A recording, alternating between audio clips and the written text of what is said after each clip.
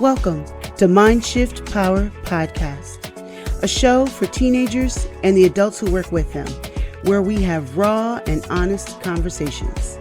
I'm your host, Fatima Bey, the Mind Shifter. And welcome, everyone. Today we have with us a real estate agent, a real estate broker, an agent without real estate, Kadijah Johnson out of Albany, New York. And she's also the owner and founder of OK, Let's Talk, which we'll find out what that's about. And we also have with us Janiyah. She is a 17-year-old girl out of Amsterdam, New York. How you guys doing? Good. Doing great. Thank you for having me. Oh, no problem. I can't wait to talk to you. You're wonderful to talk to, and they're going to find that out too. So, and how you doing, Janiyah? I'm doing okay. Good. All right, so let's dive right in. So today we're going to talk about diversity in real estate. And Kadijah, I want to first ask you, you have OK, Let's Talk. What is that? Yeah, so September will actually be my 5th year in real estate, right? So Oh, wow. during the 5 years of me being in real estate, I've been exposed to a lot, right? A lot of opportunities where the doors are wide open, and other opportunities where I felt like the doors were actually closed, right? And it was harder to open, right? So because of that, OK, Let's Talk was born. Okay, so I realized that as a real estate agent, there are many Black and brown people, right? But as you get to start looking at the other professionals within the real estate industry, such as home inspectors and real estate attorneys and appraisers, and even mortgage brokers, that's where the numbers kind of decrease. Definitely here in the capital region, it decreases a lot. So the whole point of OK, Let's Talk is to increase the numbers of Black and brown people to be in many different real estate professions, but to also kind of go back to the youth and start there, right? Let's start telling the youth of the many different career paths within real estate, because that's really where you make your decision. Obviously you change careers during your lifetime, but it's like, I didn't know about real estate until I was in really my mid 20s. What if I became a real estate agent at 18? Who knows what So would like have you happened recommend, then. I'm sorry. Oh, you're So like good. you recommend like the youth to, like, if they was interested in real estate, you recommend them to like study, like I said, get into it in like after high school, right? Yeah, I mean, you can even do it during high school, right? You can find You could internship do it during programs. high school? Yeah, like, oh my I gosh, didn't yeah, even know that. absolutely. And that's one of the programs that OK, Let's Talk has, right? We have a internship program for high schoolers. Right now, it's only for seniors, just because seniors usually get out of school early. So we usually hold it between like the 1 to 4 p.m. time frame, just because they have sports that they may be doing, or a part-time job, or taking care of family and stuff like that. But yeah, you can always have a internship program, right? Something real estate related during high school. You can also even have a mentorship program. A lot of people don't know that you only need to be 18, right? You can I be didn't even know 18 that. to get your real estate license, and That's from why she's there on the show. and from there on, that's when you talk to a home inspector. You're like, okay, well, how old do I need to be a home inspector? How old do I need to be an appraiser and stuff like that? But I'm pretty sure, I mean, I know a real estate agent, you only need to be 18. And I'm pretty sure that's across board with most, if not all, real estate career paths. So the fact that you don't know, that's literally what was just said. That's what I'm trying to change, right? I'm trying to change so that all the youth know, definitely the Black and brown youth know of the many different career paths that they have that are at their disposal. But they just don't know about it because, we talk about, we talk about sports all the time. We talk about being a basketball player, going to NBA and, the NFL and all that stuff. And it's like, yeah, all those things are great, but they're not just for all of us. Just because you're black and brown does not mean you're supposed to go and play some type of sport. You know what I mean? Mm-hmm. Um, Right. so Yep. again, Yep. just being acknowledged of other things. There are other things where it makes sense for some of us to go down that path. So just trying to put the word out there is really what Okay Let's Talk is about. All right. Now I want to go back to something you said a little bit earlier. Um, you said that you had some barriers. Now, for the audience, because this is an audio only podcast, and it always will be, um, you can't see that she is a Black woman. So that matters because it's a part of the conversation and that we're having and part of the question I'm about to ask. So you said that you found that there were doors that were open for you that were wide open. Great. Yep. But you also found that there were some challenges, some doors that were, painted open, but really shut is the way I'm going to phrase it. Am I right? Yeah. um, so can you tell the audience what what do you mean by that? What did that look like? Yeah. So um I became a homeowner last year, right? So last year I actually bought a two family. Woohoo! And oh, thank you. So in my two family, my family and I, we live upstairs, and then we do have just an amazing tenant downstairs. We definitely lucked out with our tenant. So if he's listening to this, thank you for being you. So one of the things that I kind of ran into was the buying process. Yes, I definitely preach homeownership. Yes. I don't think homeownership is for everyone. I don't think anyone is just for everyone. We're all different, and we want Right. to embrace that. But for the people where homeownership makes sense, there are it's a roller coaster ride, right? And for my clients, I try to smooth it out as much as possible. But for myself, that was not happening. It was not Mm, happening. So just going through the financial process of what it was like to buy my house,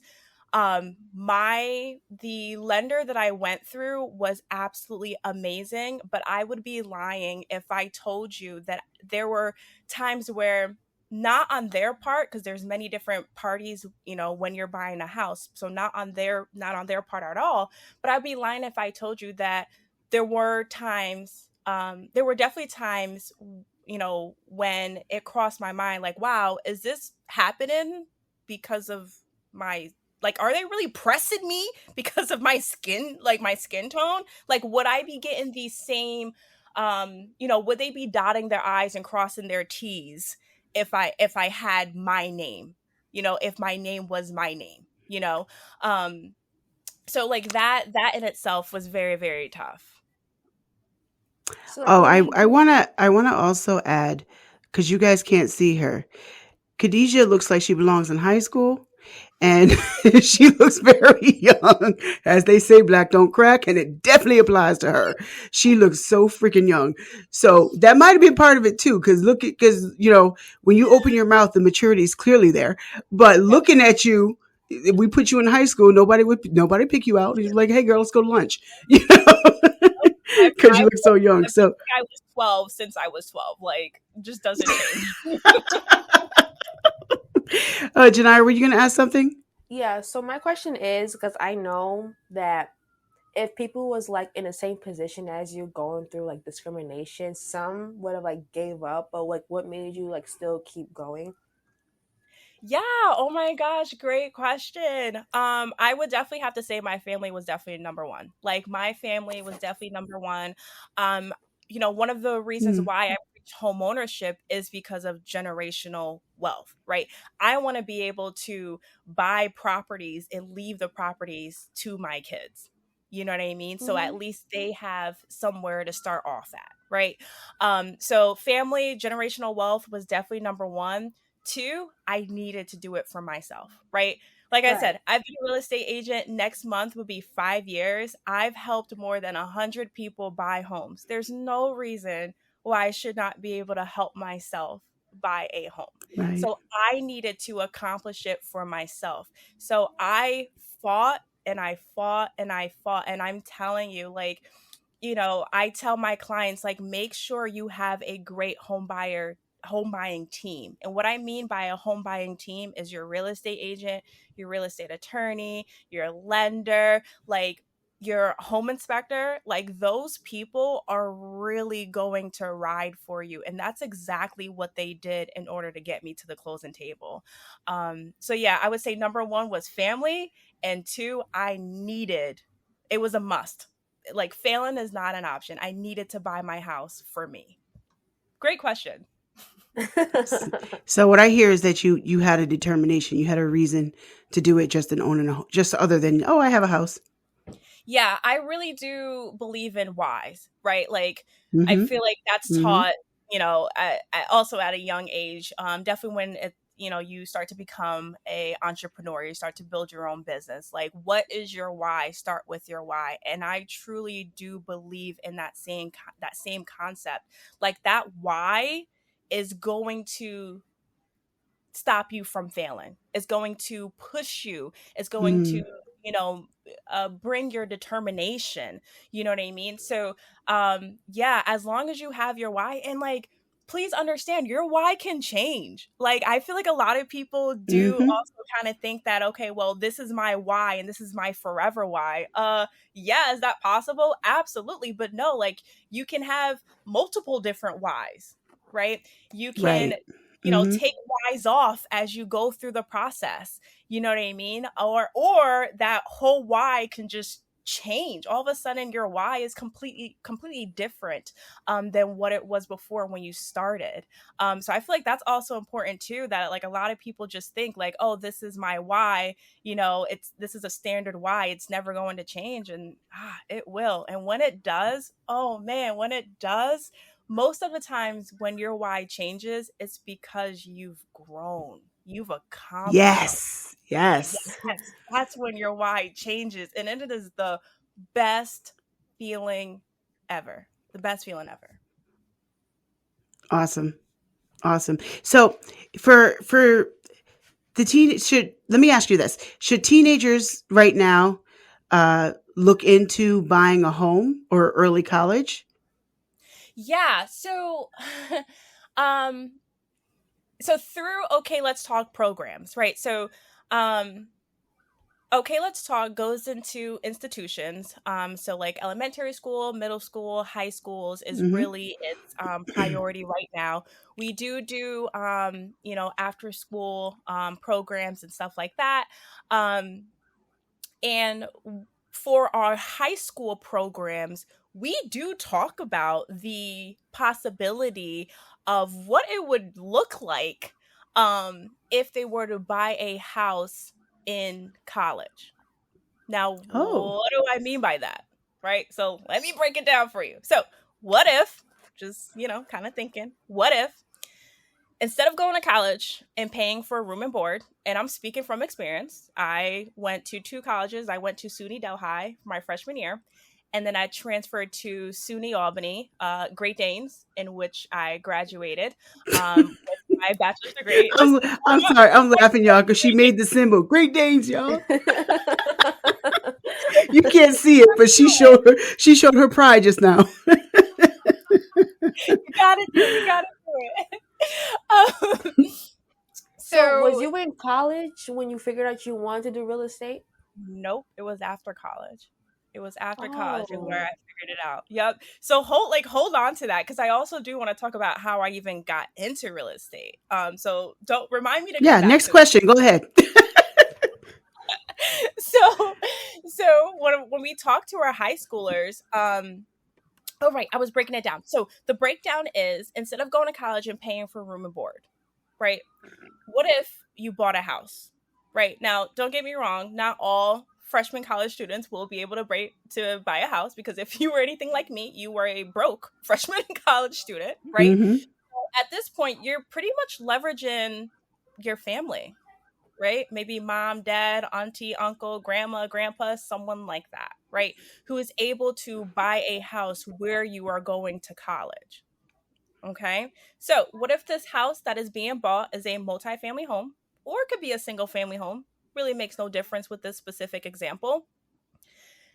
So, let's say it's a single family home. Let's do that. With a single family home, you are living in this house. Let's say it's a 3-bedroom single family home. So, you are living in one of the bedrooms, and then you have 2 other college students living in the other 2 bedrooms, and they're paying rent to be there. Okay. Now, what if this is a multifamily home? What if this is a 2-family home like my house, right? Where it's 3 bedrooms upstairs and 3 bedrooms downstairs. Again, there's total 6 bedrooms.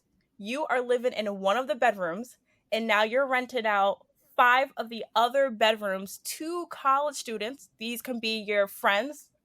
These can be your classmates, and you're renting them out. Let's say, I don't know, $600 a room. Instead of you going to college and paying that university or that community college room and board, what would your financial situation look like? What would be the difference? Does that make sense? Because again, everyone's path is different. So does that make sense for you? So that's an example of what I teach to my high school students to get them thinking, not necessarily saying, hey, this is the one path that you have to go down. Not saying that at all, but hey, this isn't an option Option. for Yeah. you. If it makes sense for you, then proceed with it, do it. If not, it's okay. I got a few more that may make sense. So that's that. Now, the way you just explained it, I want to go back to college and buy a house so I could rent out the rooms and make some money while I'm Me and going you to both. school. Me and you, I'll probably be debt free right now. Me and you both. That sounds like a really great idea. How could let's say you got someone who grew up in apartments their whole life. Yes. Nobody in their family owns a home. Because Yep. that's true for a lot of people. Whether Yes. you live out in the country or you Mhm. live in the inner city, there's a lot in both areas where that's true for. So let's say you have people like that who nobody in their house, their family owns a home, and their Mhm. family's gonna look at them like, "You stupid! Why are you trying to own a home? Just rent like we did." Yeah. What would you say to those people? Oh man, what would I say to them? Whew. I would say that it has to start somewhere. I would say one, it Mm-hmm. has to start somewhere. I would say two, um, create that generational wealth with you, right? And I would say three, um, know what you're doing. Just keep moving forward. Again, as long as you have that real estate team to support you, keep doing it. I feel like, and this is the You other just thing, gotta is I break feel the like every chain. single time, oh, Janiyah, what did you say? You just gotta break the chain. Oh, that's a good way to put it. She's really good with analogies, by the way. You think I'm good? This girl, she got me beat. Yeah, break the chain. I like that. You're right. Break the chain because we do grow up with chains around our minds because of yes, our forefathers, so to speak, our parents, grandparents, and maybe they never got out of the welfare state of mind, the or what I call slavery state of mind, welfare state of yes, mind, whatever you want to call it, because it's going to be different names to different people, but it's really all the same thing. You got to break those yep, chains or you end up in the same ones, you know? Eventually, we're all black. We got out of slavery because somebody broke those chains for us, our right, ancestors. And, in different ways at different times, but nobody breaks free just by sitting there and doing the same thing. You right. got to break free. Anyway, that's my little preach on. I have to do that. No, you're right, because even a lot of people, like, they look, we look at homeownership as a negative thing, right? And something that we don't think about is that, okay, well, there's pros and cons to everything. But when it comes to homeownership, we're so focused more so on the negative that we don't preach the positive as much, right? So, we talk about, oh, Mhm. you got to have, you have to put a lot of money down. Oh, your credit score has to be in the 800s. You have to put 20% down, and like just all of these things to try and stop, yourself or the next person from, becoming a homeowner and creating that generational wealth in our families. We're just so quick to just push out the negative instead of pulling in the positive. Like, okay, well, yeah, I may need 20% down, but problem solve. What are some ways that you can get that 20% down? By the way, just put it out there. You don't need 20% down, guys. You don't need No, you 20% don't? down. You don't need a 700 credit score. It's false information. It's a myth. And that's the other thing, is that we're so quick to listen to, our families and our friends, and respectively totally makes sense, but let's start reaching out to that professional, right? That's their lane. That's what they do for a living, right? So if you're looking, Mhm. someone's telling you, oh, I need a 700 credit score, or I need 20% down, how about we fact check it? How about we call up a lender or a few and be like, hey, I'm thinking about buying a house. Can you run my numbers and let me know, what my score needs to be, or what my credit score needs to be, and how much I need to put down? Just saying. No, that's some pretty awesome advice. Um, for someone who is considering owning a home and they're 17 like Janiyah, what's a realistic time frame for them to consider in order to make that happen? Let me rephrase that. They're 17 right now, and their Mhm. expected goal is to own a home. What's a realistic time frame for how long that might take? So I would say, realistically, I would say by 22, you should own a home. And 22. that's obviously taking care of, you got to be mindful of your credit score, right? Got to be mindful of your credit score. You got to be mindful of, your debt.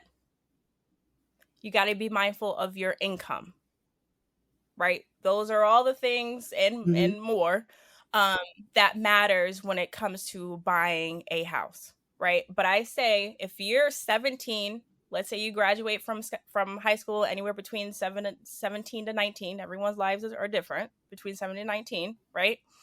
2 full years of working experience. Let's say you start working at 19. Let's say you start working at 20. By 22, you should really be in the process of buying a house, if not just having conversations about it.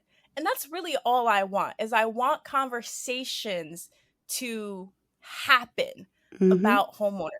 Because what's happening is these conversations are not starting because people believe, oh, well, let me wait until I get married. Oh, let me wait until I One have day. my own children. Oh, let me wait until I Mhm. graduate from college. Oh, let me wait until I find my career job. Oh, let me wait until I make 6 figures, 7 figures, 8 figures. Wow, are you pushing this off? Why That's are we crazy. I pushing this didn't off even when know it's that. something that you can consider? I didn't even know that because Mm. I even got told that it's very hard to buy a house and like move out. And based on what I seen, I will like see people like getting their first house or first apartment like in their late 20s, early 30s, because they say it's really, really, really hard to like to move out and buy a house. I didn't even know that you can like get a house like at 22. Yeah, you can. It's hard to ride a bike until you try. And that's the thing is people we keep getting told, not just about home buying, but other things, it's too difficult, it's too difficult, it's too difficult. So we don't try, and it holds us back because you really want to own, if you really want to own a city, buy up its property. I'm telling you that right now. You want to own some, buy up some property. Um, Mhm. the reason I asked you that question, Khadijah, about the timeline is I think it's important since we're talking to teenagers and youth, and we want to give them, we want to encourage them to try this. I think it's important to also let them know what the realistic timelines is, and because if we don't say that, they're going to think, well, I didn't do it within a year, so I'm a failure. This didn't happen right away, or I tried once and I got rejected. So forget it. And I want them to know, like you just said, it's not something that happens overnight. It's something you have to go in with great intention. It is completely and totally possible if you plan it. You have to plan it. It might take a few years, but you can get there and you'll be better than all your peers when you do. Because they'll still be sitting there wondering how they're going to buy McDonald's next week while you buying a house. you know, am I right? Yeah. It's really no, you're definitely right. And I think the other thing about it is that we don't know the tools and resources that are out there to help us be a homeowner, right? So like for grants, right? I use a grant Mm-hmm. to buy my house, right? So I Mm. was just talking to my girls about OPM, right? I have a 9-year-old and I have a 7-year-old, What's and an they kept saying, OPM? "Oh, what's OPM? What's OPM?" Right? So Mm-hmm. OPM is other people's money, right? So, and I bring this up because definitely to my high schoolers and to everyone, yes, I have the money. Yeah, I definitely have the money. But why am I going to spend my money when I can leverage? That is my favorite word. I've been using that word for about 6 years now. When you can leverage somebody else's money, such as a grant, a homeowner grant, right, to buy your house. So that couple $100, couple $1,000, what have you, of your own money, it stays yours. Why? Because the cities around you, they have grant money to help you become first-time home buyers. The counties around Really? you money. The states have grant money to help you become first-time home buyers. And a lot of people do not know this. And also, guys, as a former couponer, because I used to be one of those extreme couponers. Yes, that was me. That was me. So as a couponer, you can stack the grant. So if you qualify for 5 grants, guys, you can use all 5 grants to be put towards your closing costs and your down payment. You're winning. Just winning. I did it. So Wow. if I could do it, I'm sharing the information so that you can do it too. And that goes to my high schoolers and everyone else. Just have a conversation. Start that conversation. If you're 17 years old, 18, 19, 20, early 20s, mid 20s, what have you, call a lender, a mortgage lender, walk into a bank and just have the conversation. Hey, I'm thinking about buying a house. Can you walk me through what needs to be done? That way you have a Mm. plan, right? You spoke to a professional and you have a plan mapped out in front of you, your specific plan, not mom, dad's, auntie, uncles, no, your specific plan to your financials, so that you can go by that plan and get from point A to point B, which is the closing table. Wow. Well, this is awesome. It makes me want to go out and get something right now. But I'm hoping that all of you who are listening and you are teenagers, it's not too early to start thinking about stuff like that. Because the sooner you can own your own home, the sooner you can do a lot of other things. Actually, Janiyah, did you have any other questions for her? Oh, how did you what made you get into real estate? Yeah, great question. And thank you for remembering to bring this question back. Um, so my family is all about go to college, right? Go to high school, you go to college, and then you work for the state is really what they were preaching, right? And that's exactly what I did, right? I graduated from high school. As you guys know, as I already said, I graduated from UAlbany, Great Danes. Yes, got to do it again, Great Danes. And then from then on, during my senior year of college, I was doing internships, right? So everything that all my programs that I run now are things that I did myself. So Oh, I was in okay. internship programs. And then one of my internships actually landed me at the state where I was able to get a full-time state job. So I was like, Mama, I made it. Like I did everything that my family was preaching to me. And I was like, yes, this is the life, right? Whew. Boy, was I lying to myself. I was miserable. Mm, I felt like I was a robot. I felt like I was doing the same thing over and over and over again, right? I'm now $35,000 in debt from my college degree. And although I'm working at the state, which is great because you retire with benefits and all that stuff, well, I also don't plan to retire for another 40, 50, or yeah, like 20, 30 years. So am I necessarily thinking about retirement at the age of 22, 23? No. And the fact that everyone is telling me that I have to sit at this desk for another 20 to 30 years in order to get great benefits, to then yuck. retire in my 50s or 60s, Ugh. that was not appealing to me whatsoever. So if anything, they Mm-mm. were actually pushing me out of the state instead of keeping me in. But anyway, sitting at a So glad they computer. did. I know, right? Yes, always blessed for, always blessed. Sometimes you Um, got to climb out of the box people want to put you in. Go ahead. you really, really do. So just sitting behind a computer 8 hours, going for a walk as your lunch break, it wasn't appealing to me. So Mm-hmm. at this time, I had three best friends. One of them was a real estate agent. One of them was a investor. He was a wholesaler, and the other one was a mortgage lender. So three of my best friends, they were already in the real estate industry. I was the only one who was not. So at this time, they kept saying, "Hey, Kay, like you should be in real estate. Like everybody, your clients would love your personality. They would love your smile. Like, oh my gosh, you would be amazing." And Janiyah, do you want to guess what I said? No. Right. Great answer. I said, no, no, no, stop talking about it. I don't want to have to market myself. I don't want to have to sell myself. No, that's not what I want to do. So they tried for about, I don't know, anywhere to 6 to 9 months. And then my best friend, who was a real estate agent, he said to me one day, he said, "Hey, I'm thinking about starting a real estate team." And at this time, as he was getting his commission checks, this is true story, guys, true story. As he was getting his commission checks, he would take pictures of his commission checks and he would send them to me. And then he talked about starting this real estate team.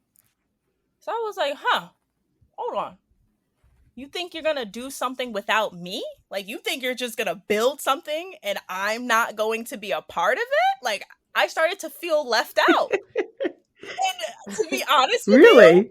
I'm so serious. I think it took me like 2 months. Within 2 months, I went to real estate school and I got my real estate license. I was the first one Oh. on the team, and I'm the longest lasting member of the team. So right now we're a team of 9. But I was the first one, and I'm very proud of that. Wow. So you were motivated in a very different way, but we're all motivated differently. And I think that it's important to point that out. And, that's not necessarily a bad thing. Well, I Yeah. do have to wrap this up. But it has been freaking awesome talking to you. I always love talking to you. And whenever you go to the schools, you do presentations. It's not the first time I've seen her. I've seen her do presentations in person, and she's phenomenal. When you get her in front of a group of youth of any age, really. So if you are in the capital region and you're looking to have someone come speak to your school, to your community group of kids, you definitely want her. She's got the energy of children, and it works. And it's a beautiful thing. So with that, I'm going to end this session. But it has been amazing talking to you, and thank you again, Janiyah, for coming on again onto the show. And I hope that listeners really got something out of this. And thanks again for coming. Thank you. And now, for a mind-shifting moment. Like Kadijah said earlier, you're not too young to start your real estate journey. Limiting beliefs have probably kept you from considering it. But outside of real estate, what other limits have you put on yourself? Have you kept in your mind to keep you from achieving bigger goals? The truth is, the only limits that we have are the ones in our minds. Nobody can stop you from doing what you want to do except you. And sometimes the biggest stumbling block that we have is our own thinking. You can accomplish anything that you want with a plan and a decision that nothing will stop you. You just have to try. Thank you for listening to Mindshift Power Podcast. Please like and subscribe to my YouTube channel at The Mindshifter. If you have any comments, topic suggestions, or would like to be a guest on the show, please visit fatimabay.com/podcast. Remember, there's power in shifting your thinking. Tune in for next week.